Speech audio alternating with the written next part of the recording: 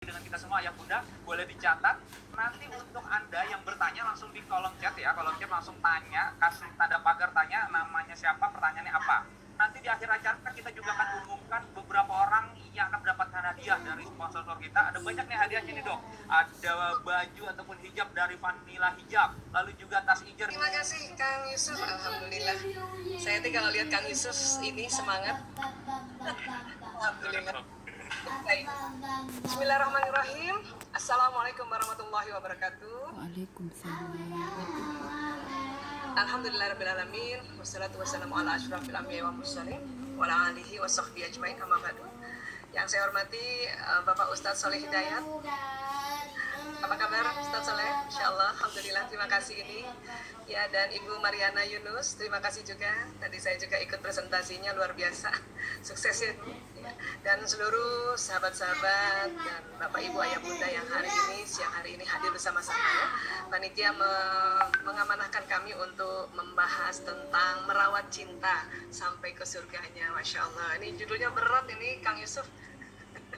Ya baik, namun seperti biasa mungkin karena paparan saya biasanya berbasic tentang otak manusia, jadi saya mohon izin untuk memperlihatkan juga gambar-gambar slide-nya. Jadi saya mohon izin share screen terlebih dahulu ya.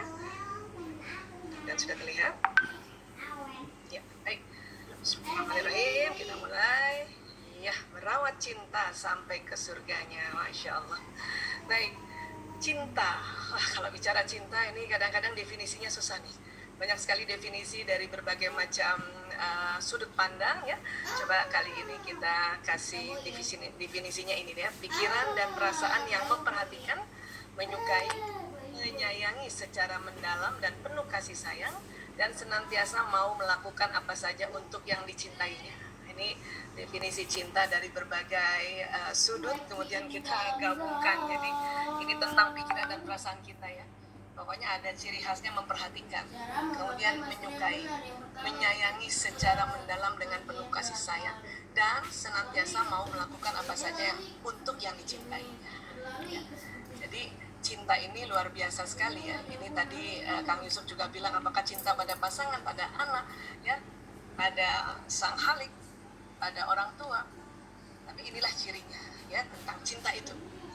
Tentu rasa cinta adalah perasaan yang bisa dirasakan oleh semua orang ya, mulai dari bayi, kemudian anak-anak gitu ya, terus remaja hingga dewasa ya, Masya Allah. Baik, kemudian kalau kita bicara cinta, ternyata cinta ini anugerah Allah Subhanahu Wa Taala. Kami dari sisi kedokteran saja ini melihat bahwa betul-betul cinta itu anugerahnya Allah. Kenapa? Karena rupanya di dalam otak ada tempat ya untuk mengeluarkan hormon bahagia dan hormon rasa cinta itu. Ya, mari kita lihat tempatnya. Baik, sebelumnya kita lihat dulu surat Ali Imran ayat 14. Bismillahirrahmanirrahim. Dijadikan indah pada pandangan manusia kecintaan kepada apa-apa yang diingini, ya, yaitu wanita-wanita, anak-anak, harta yang banyak dari jenis emas, perak, kuda pilihan, binatang-binatang ternak, dan sawah ladang. Itulah kesenangan hidup di dunia, dan di sisi Allah lah tempat kembali yang baik atau surga. Ya, tadi ini judulnya pas banget nih, merawat cinta sampai ke surganya. Artinya, kalaupun kita diberikan memang pandangan mencintai banyak hal, ya, tapi ingat bahwa ya kembalilah pada Allah ke tempat yang baik, yaitu surga. Ya, baik. Kemudian kalau ini otak ya, saya sering sekali modul kami berbasic otak. Inilah otak manusia. Allah taruh di kepala, terdiri dari otak besar dan otak kecil ya. Dan terbagi dua juga ya, belahan kanan dan belahan kiri. Nah ini, jadi luar biasa, dalam otak itu ternyata ada tempat ya untuk mengeluarkan hormon cinta. Ya, ini otak dari sampingnya. Ada otak besar dan ada otak kecil ini. Kemudian dia dari atas ini terbagi dua belahannya, belahan kanan dan belahan kiri. Ini yang bagian dahi. Dan di dalam otak ini yang tadi saya bilang ada hormon bahagia yang ada, kita sebut namanya kelenjar pituitary. Di sini hormon bahagia, dan juga dari hormon bahagia ini muncul rasa cinta. Di sini nih, tempatnya persis di tengah otak itu, di bawah otak, di bawah dasar otak persis. Kalau pertemuan dua alis ini agak ke atas sedikit, kalau dibor ke dalam itu ada kelenjar pituitari. Disitulah hormon bahagia, hormon cinta, dan hormon yang mengurangi rasa sakit. Biasanya ibu-ibu kalau sakit kepala langsung pijat sini ya Bu. Coba pegang dulu kepalanya Bu, pertemuan dua alis. Nah, ini kalau dibor ke dalam, ini ada kelenjar pituitari. Di situ kalau kita stimulasi, hormon bahagia keluar, hormon cinta keluar, dan hormon menghilangkan atau mengurangi rasa sakit. Ya, ada di sini. Nah, kemudian kita selain kita tahu bahwa cinta itu anugerah, jadi dari sisi otak itu memang Allah sudah kasih ya. Jadi ini anugerah Allah cinta ini karena ada tempatnya memang. Kemudian kita diminta juga untuk sabar menghadapi perbedaan dengan pasangan, tentu perbedaan jenis kelamin, ya, perbedaan watak, perbedaan budaya, perbedaan umur dan sebagainya. Ini juga diminta salah satu caranya untuk menjaga atau merawat cinta ini paling optimal memang sabar, ya. Sabar dalam membangun rumah tangga, kalau di surat An-Nisa ayat 19 ya dikatakan Bismillahirrahmanirrahim, dan bergaulah dengan mereka secara patut. Kemudian jika kamu tidak menyukai mereka, maka bersabarlah, karena mungkin kamu tidak menyukai sesuatu, padahal Allah menjadikan padanya kebaikan yang banyak. Jadi ini makanya kita disuruh bersabar.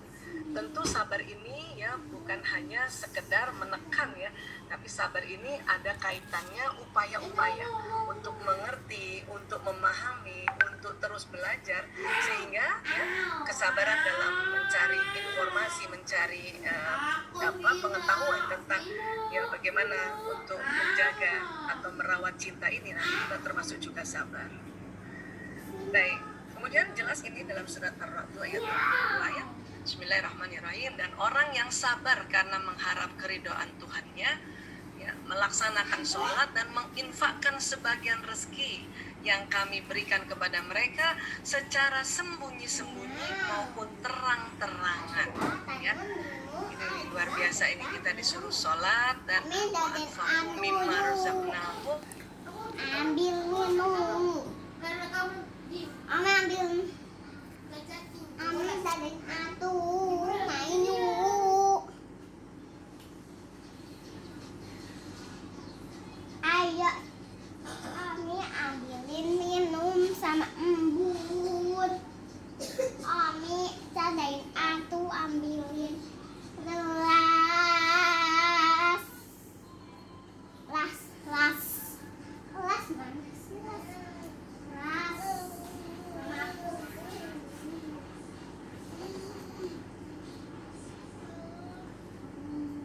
Yadkhulunaha wa man salaha min abaihim wa azwajihim wa zurriyatihim, ya.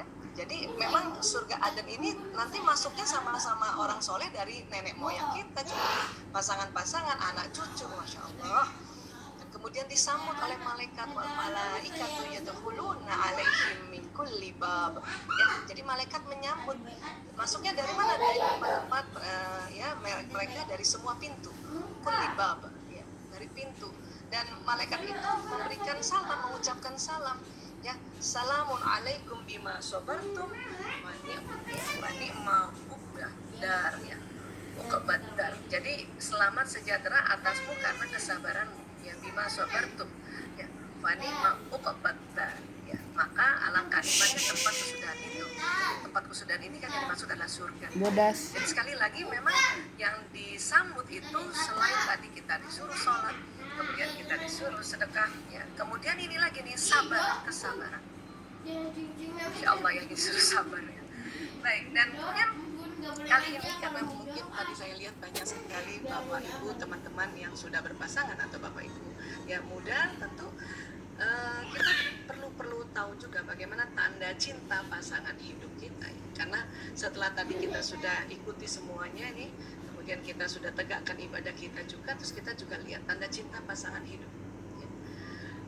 Apa sih itu? Senang memiliki waktu bersama namun tetap menghargai waktu pribadi pasangan. Jadi yang namanya cinta sama pasangan dia nggak melulu berduaan terus sampai akhir hayat, ya. Memang senang memiliki waktu bersama, tapi kita menghargai punya juga waktu pribadi pasangan. Mungkin dia harus kumpul juga sama teman kerjanya kan, ya, atau teman nonton sepak bola aja, barangkali yang bapak-bapak senang nonton bola, ya sok silakan gitu. Bapak-bapak juga memberikan ya waktu kepada istrinya untuk misalnya punya waktu pribadi, punya me time, istirahatnya, ya, atau me time kumpul dengan teman-teman untuk kajian, karena ini bisa kayak gitu ya. Nah, ini juga tanda cinta sebetulnya. Kemudian apalagi saling menghargai dan menghormati pendapat satu sama lain. Ini jelas sekali. Kadang-kadang berantemnya gara-gara kita nggak menghargai dan menghormati. Kemudian apalagi membiarkan perasaan dan dirimu menjadi rentan saat bersamanya. Jadi kalau apalagi buat istri ya, kalau istri lagi dekat suami, coba deh biarkan kita tuh kayaknya nggak sanggup apa-apa gitu, apa-apa mintanya sama suami, coba bikin kayak gitu. Karena memang ya membiarkan perasaan dan diri kita rentan saat bersamanya itu membuat, apalagi yang laki-laki ya, membuat laki-laki merasa saya dibutuhkan. Dan memang begitu otak laki-laki. Laki-laki sangat senang kalau istrinya itu bermanja-manja. Bahkan ada riset tahun 2010, laki-laki senang kalau istrinya atau lagi ditelepon atau cuman berdua saja, suaranya itu manja kayak anak kecil. Masya Allah. Ya. Teman-teman bisa latihan gitu? Kalau ditelepon gitu, saya dulu salah nih dulu. Saya menikah 92, sampai berawal 2010 itu suka keliru. Saya kalau ditelepon suami atau suami ajak ngomong, suaranya suka diberat-beratin gitu. Jadi sok-sokan suka mandiri gitu. Ya ternyata itu tidak menyenangkan. Ya. Jadi kalau ditelepon, Assalamualaikum, kata suami ya, laki-laki kalau telepon kan suaranya berat ya. Justru itu menggoda malah. Terus saya jawabnya, Waalaikumsalam. Itu rupanya suami tidak suka dengar kayak gitu. Dan laki-laki yang menjadi suami mendengar istrinya suaranya berat kayak gitu, itu dianggap orang lain. 2010 baru saya ya temukan jurnal tentang penelitian bahwa suami senang apabila telepon istrinya atau cuma ngomong berdua, suaranya harus dimanja-manjakan. Mulai saat itu setiap suami telepon saya sudah tidak sok-sokan wibawa lagi. Jadi kalau suami telepon, Assalamualaikum, langsung Waalaikumsalam. Jadi kayak gitu, nyanyi-nyanyi gitu. Ya. Kamu di mana? Aku di kantor. Ayah di mana? Gitu. Kalau dulu, Assalamualaikum, Waalaikumsalam. Kamu di mana? Aku di kantor. Ayah di mana? Ya itu sosokan wibawa. Padahal buat laki-laki, ya suara istri apabila ditelepon cuma berduaan dan suaranya berat kayak gitu dianggap orang lain. Ya. Jadi sekali lagi ini fahamilah bahwa membiarkan perasaan dan dirimu menjadi rentan saat bersamanya ini juga tanda cinta pasangan hidup. Ya. Laki-laki juga kadang-kadang gitu. Kadang-kadang ya sama istrinya udahlah pokoknya ya minta dipijitin lah, udah kayak ya enak banget dari ujung rambut sampai ujung kaki dipijit ya sudah. Itu juga tanda cinta. Kemudian apalagi oke saja untuk melakukan hal yang membosankan bersamanya, itu tanda cinta. Kadang-kadang kita nemenin, ya saya terutama ya menemani suami nonton, seru banget kan nonton di rumah ya nonton. Saya di belakangnya lihat. Dan kadang-kadang saya nggak ngerti itu filmnya, kenapa? Karena dia selalu pindah-pindah remote. Itu juga otak itu laki-laki. siapa? Suka sekali pindah-pindah remote. Itu. Ya, film ini belum selesai dia pindah. Film ini belum selesai dia pindah lagi. Film ini selesai dia pindah lagi ke film yang pertama. Kadang saya nggak ngerti ini gimana. Ya, itu buat perempuan membosankan itu. Kadang-kadang kita bingung ini apa sih film ini. Tapi ya sudahlah ya. Pokoknya katakan oke saja melakukan hal yang membosankan bersama, itu karena tanda cinta. Duduk aja di situ, senyum-senyum aja di situ. Kalau dulu saya marah itu kalau remote dipindah-pindah. Tapi sekarang saya baru tahu ada penelitian tahun 99 di Institut Psikiatri dan baru diumumkan di Indonesia 2006. Ternyata memang laki-laki senang sekali pindah-pindah remote. Dan sekarang mungkin nggak terlalu jadi masalah ya. Kenapa? Karena setiap orang ada gadgetnya untuk nonton apa yang dia suka, untuk melihat apa yang dia suka. Kalau dulu ini jadi masalah. Jadi sekali lagi pahamilah bahwa laki-laki itu memang suka pindah-pindah remote untuk nonton. Ya. Buat apa buat laki-laki? Karena laki-laki ingin mencari solusi. Makanya kalau dia lihat film ini udah pernah, ya diganti lagi, oh udah pernah, ganti lagi udah pernah. Terus kadang-kadang karena udah sudah pernah ya dibalik lagi film yang pertama, oh ini aja. Ome ke sana tata tahana. Beda sama perempuan ini. Ya udah jangan aja tata tahana tuh Kalau Mi. nonton itu harus satu saja, ya. Jadi antara scene episode 1 itu dia nggak mau pindah-pindah. Iya nak. Kadang-kadang antara scene satu dengan scene berikutnya kan ada iklan. Nah iklannya pun ditonton. Iya, Nah, aku deh. ya, kita nggak mau pindah gitu. Kita selalu tanya ini gimana gitu. Sailor Karena perempuan kalau menonton ya Tony ingin melihat bagaimana Sailor kronologisnya perasaan daripada pemain-pemain. Ini Tony perempuan ya, ini tambahan aja. Ya. Dolil Jadi ini kira-kira tanda cinta pasangan di kita. Jadi ada empat seperti ini. alaihim Oke. Malah Baik, kemudian dolil supaya kita menghormati mereka, saling menghargai. Dalam surat Ali Imran ayat 36, laisa zakaru kal unsa, dan laki-laki tidak sama dengan perempuan. A'udzu birabbil falaq. Apanya yang tidak sama, Bu? Bukan hanya dari bentuk badannya, dari jenis kelaminnya, tetapi memang otaknya itu ya Allah desain dia agak berbeda. Memang tidak identik, tetapi laki-laki perempuan setara, equal dalam melaksanakan ibadah, dalam melaksanakan pekerjaan-pekerjaannya. Tapi memang tidak identik. Apa yang membedakan ini mungkin sering ya Bapak Ibu teman-teman mendengarkan seminar tentang bedanya otak laki-laki dan perempuan. Yang paling mendasar nih yang ini. Ini otak laki-laki, ini otak perempuan. Otak tadi kan terbagi dua, ada yang kanan, ada yang kiri. Ya ini bagian depannya. Bagian laki-laki ini ada warna orange di bagian kiri, perempuan ada kiri dan kanan. Ya. Apa ini? Ini ternyata pusat bahasa dan kosakata. Laki-laki hanya di bagian kiri, perempuan kiri dan kanan. Apaan itu? Jadi lebih banyak perempuan. Ini Otak. yang Buat mendasari siapa? lebih pandai Otak bicara manusia. dan perempuan bisa bekerja sambil Emang terus manusia bicara. mana? Ini Yang harus semua kita kita pahami itu orang manusia. Dan laki-laki karena otak bicaranya cuma sebelah kiri, dalam sehari laki-laki mengatakan 2.000 sampai 4.000 kata, 1.000 sampai 2.000 bunyi vokal, 2.000 sampai 3.000 gerakan tubuhnya. Jadi rata-rata laki-laki jumlah komunikasi, jumlah ini semua ya, itu 7.000. Buat laki-laki yang punya watak pemikir, mikir ya, bukan nggak banyak ngomong, itu mungkin jumlahnya ini 5.000 saja. Tapi ada laki-laki yang memang wataknya pembicara, itu bisa lebih di atas 7.000, sekitar 9.000. Tapi rata-rata 7.000, terdiri dari kata, bunyi vokal, dan gerakan tubuhnya. Perempuan karena otaknya kiri kanan, otak bicaranya kiri kanan, maka Mana tulisannya? didapati Nggak bisa kalau dalam nggak pakai sehari tulisan. 6.000 Taruh di sampai kulkas biar 8.000 dingin. kata, Biar jadi es batu. Nggak bisa nanti 8.000 tulisan, sampai harus pakai 10.000 tulisan. Taruh di gerakan kulkas biar dingin. Jadi komunikasi perempuan itu 20. Umi punya Yakult, Ustaz nanti Soleh, gak Umi kasih ini kita Yakult. dong. Taruh dulu di kulkas. Apa sih Ada Hana? juga sih perempuan yang pendiam. Yang pendiam itu ya itu jumlahnya 16.000. Yang pendiam saja lebih banyak daripada laki-laki yang senang bicara. Yang banyak bicara bisa 24.000. Ini karena ya Allah mendesain otak bicaranya laki-laki dan perempuan berbeda. Laki-laki hanya di otak bagian kiri saja, perempuan kiri dan kanan. Makanya didapati jumlah ini. Dan ini yang harus kita tahu. Setelah tahu dan pernah dengar ulang-ulang, makanya faham. Setelah faham maka langsung diaplikasi.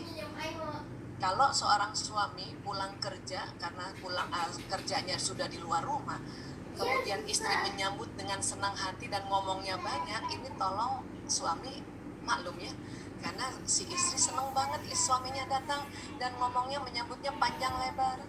Tapi juga istri maklum kalau nanti suami cuma jawab cuma jawab gitu doang gitu. Kenapa? Karena memang kadang 7.000 kata sudah habis di kantor. Jadi makanya ya ibu-ibu suka sedih nih, jadi sambut panjang lebar cuma jawab Hana, jangan digituin nah. itu nyebelin loh. Saya juga dulu begitu, tapi setelah paham ya sudah lah. Nggak bisa mau Tidak Yakult mau nggak? ambil pusing Nanti kena gara-gara komputer perbedaan airnya. ini. Jadi kalau suami cuma jawab dalam hati saya, ya Allah, suamiku laki-laki banget. Ngomongnya cuma udah sisa 7.000. Apalagi kalau dia kerja mulai dari jam 6 keluar dan sampai rumah jam 10. Cakep. 7.000 kata udah habis. Bis. Ya, para guru-guru atau para ustaz-ustazah kan ya, laki-laki kan masih bicara ya kalau dari pagi sampai sore. Tapi ya bapak guru masih ngomong, ibu guru masih ngomong pagi sampai sore. Tapi malam hari pak guru sudah siang nih udah diam ini, ibu guru masih ngomong. Kenapa? Karena 20.000 kata masih ada ini. Jadi Jadi kadang-kadang saya pernah tuh ngobrol-ngobrol daripada istri-istri para ustadz-ustadz kita gitu ya, dia suka heran, Bu Aisyah kenapa ya suami saya kalau sama jamaahnya ngomong, kenapa sama saya nggak ngomong. Saya bilang ibu teh ketemunya malam, makanya kalau suaminya ngajar mau ikut aja supaya dengar 7.000 katanya. Kalau enggak nanti sedih, merasa kesel karena ya ngomongnya selalu sedikit. Dan buat tips para bapak ini kalau mau buat perempuan sayang sama suami ya, boleh nggak saya kasih tahu ini, saya juga dapat dari gubernurnya Bank Indonesia nih Pak Ferry ya, Warjio. Dia punya tips begini, sampai di rumah kan memang dia 7.000 kata sudah mulai sedikit nih, tapi ya dia bisa pandai, dia tanya sama istrinya, Hana nggak boleh gitu dong, tadi Nak. seharian ngapain aja. Akhirnya si istri ceritalah dari yang tadi pagi dia kerjakan sampai malam hari, alhamdulillah 20.000 nih bisa dikeluarkan. Itu pinter tuh, itu tips yang boleh diikutin. Satu kalimat langsung diomongin ya. Kenapa perempuan ini 20.000 ya? Karena memang otak bicaranya kiri dan kanan. Ini juga yang mendasari nanti kalau perempuan panjang lebar chatting sama suami dan suami kadang cuma jawab oka, tolong nggak usah baper ya. Kenapa? Karena laki-laki itu jawabnya cuma sedikit-sedikit oka ya, atau jempol begini gitu.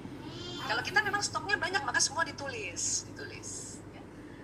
Laki-laki kalau ketawa kan emotikonnya cuma 1 ya. Kalau kita perempuan 5, emotikonnya 5. Udah tambah emotikon 5, masih ada tambahan kata-kata hehe titik hehe. Itu perempuan karena stoknya banyak. Dan perempuan menurut riset ya, menurut penelitian, wanita bila dalam sehari komunikasi kurang dari 16.000 kata, maka tidur malamnya tidak nyenyak. Jadi punten, jadi para bapak biarkan isi istri chatting panjang lebar gitu ya. Dan para wanita juga kalau suami udah jawab oka, udah syukur alhamdulillah. Kenapa? Syukur dijawab. Kadang-kadang cuma di-read, nggak dibales. Itu biasanya kalau ada bapak-bapak atau suami kita panjang lebar chat, kemudian dia cuma read nggak dibalas, cuma baca nggak dibalas, oh itu berarti stok 7.000-nya udah habis-habisan. Sabar saja, tunggu besok pagi, insya Allah pagi-pagi itu suami pasti jawab ya. Jadi tenang, kita tidur malam aja dengan nyenyak ya. Maka mari carilah 16.000 kata ini bagaimana disalurkan dengan baik ya. Kalau sudah bisa one day one juice, wah masya Allah keren banget ini, ya Allah tersalut. Yang suka ngajar ya, ngasih ya kayak saya nih sering ngajar nih Ustaz Saleh ya. Suami saya seneng banget kalau dia lihat satu hari saya seminarnya 3 kali. Dia senang banget, alhamdulillah istri saya semalam, alhamdulillah. Insya Allah malamnya tidur nyenyak istri saya ini. Tapi pas dia tahu saya libur, apa kamu libur? Iya saya libur. Sorry saya harus ngomong panjang lebar sama kamu ya. Tapi ini jadinya jadi sesuatu yang lucu aja. Kenapa? Karena kita sama-sama tahu, sama-sama ya dengar terus